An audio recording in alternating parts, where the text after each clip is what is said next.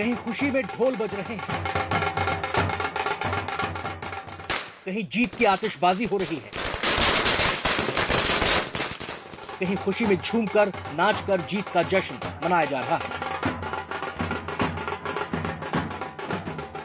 ये 3 राज्यों में बीजेपी की जीत की खुशी है। क्या नेता और क्या पार्टी कार्यकर्ता सब जश्न में डूबे हुए हैं।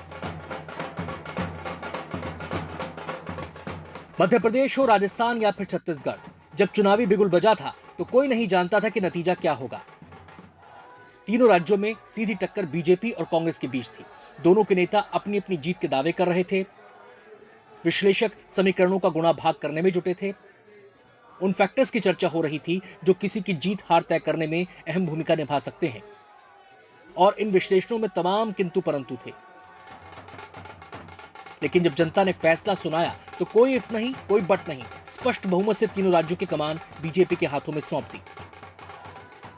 लेकिन बीजेपी की राह आसान नहीं थी। मध्य प्रदेश में एंटी इनकम्बेंसी, राजस्थान में गहलोत सरकार की योजनाएं, छत्तीसगढ़ में भूपेश बघेल की स्कीम्स, और उस पर चुनावी मैदान में बीजेपी की तरफ से कोई चेहरा सामने नहीं रखना चुनौती बड़ी थी। लेकिन बीजेपी ने अपनी रणनीति का ऐसा खाका तैयार किया कि वो कांग्रेस पर भारी पड़ी और इस रणनीति के केंद्र में रहे प्रधानमंत्री नरेंद्र मोदी।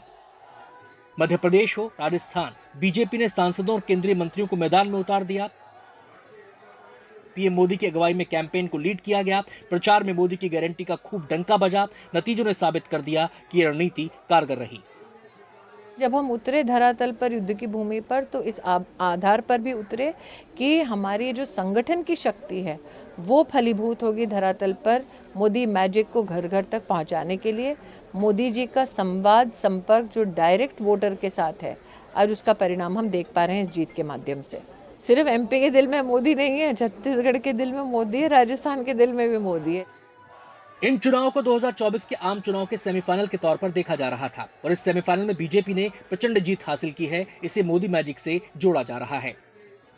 मोदी की गारंटी ही है, जिसने, अगर आप मध्य प्रदेश में देखेंगे तो वहाँ पर जीत इतनी बड़ी हुई है, ऐतिहासिक हुई है, कि साथ वाले राज्यों को भी लगा कि पिछले 5 वर्षों में भाजपा की सरकार नहीं थी तो बहुत नुकसान हुआ। पूरे चुनाव प्रचार के दौरान बीजेपी ने वैसे तो हर वर्ग से कनेक्ट स्थापित करने में पूरा जोर लगा दिया, लेकिन पार्टी ने महिलाओं पर खास फोकस किया। महिला वोटर्स को साधने में शिवराज सरकार की योजनाओं ने भी अहम भूमिका निभाई। डबल इंजन की सरकार ने जो काम किए, चाहे वो केंद्र की योजनाओं का आदर्श क्रियान्वयन हो या मध्य प्रदेश में हमने बनाई लाडली बहना जैसी योजना हो, समाज के हर वर्ग का कल्याण किया और विकास किया, तो जनता का आशीर्वाद मिला। नरेंद्र मोदी जी ने देश की बागडोर संभाली है, तब से लेकर अब तक विकास के दृष्टिकोण से महिला को केंद्र बिंदु उन्होंने रखा। चाहे जनधन योजना के अंतर्गत देश में 24 करोड़ महिलाओं का बैंक का खाता खुलवाना हो, चाहे आयुष्मान योजना के अंतर्गत 10 करोड़ गरीब परिवारों को सालाना 5 लाख रुपए की व्यवस्था देनी हो, चाहे बेटी बचाओ बेटी पढ़ाओ का कार्यक्रम हो, या उज्ज्वला के माध्यम से 9.5 करोड़ गरीब बहनों को गैस की व्यवस्था देनी हो, ऐसा कोई मुद्दा नहीं है जिस पर महिला को और सशक्त करने का, महिला को आर्थिक और सामाजिक न्याय दिलवाने का काम नरेंद्र मोदी ने ना किया हो। कांग्रेस ने पूरा जोर लगाया। मध्य प्रदेश में कमलनाथ ने हर उस मुद्दे को टच किया जो जनता का दिल जीत सके। राजस्थान और छत्तीसगढ़ में कांग्रेस ने वादों की झड़ी लगा दी। राहुल की अगुवाई में केंद्रीय नेताओं ने पूरा जोर लगा दिया। अहम बात यह है कि कांग्रेस चुनाव मैदान में कर्नाटक और हिमाचल प्रदेश की जीत के बूस्टर डोज के साथ मैदान में उतरी। पार्टी को भरोसा था जनता साथ देगी, लेकिन उल्टा हो गया। जो नतीजे आए हैं वो चौंकाने वाले, क्या मानते हैं ऐसे नतीजे? परंतु क्योंकि छत्तीसगढ़ में भी जो उम्मीद थी उसके विपरीत नतीजे आए हैं, मध्य प्रदेश में उल्टे नतीजे आए हैं।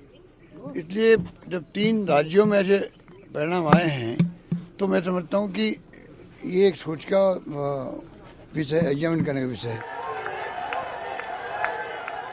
इस जीत से बीजेपी के हौसले बुलंद हैं। अगले साल लोकसभा चुनाव होने हैं। वैसे तो हर चुनाव अलग होता है, नया होता है, लेकिन एक बात साफ है, ये जीत बीजेपी को बूस्टर देगी और कांग्रेस को मंथन करना होगा।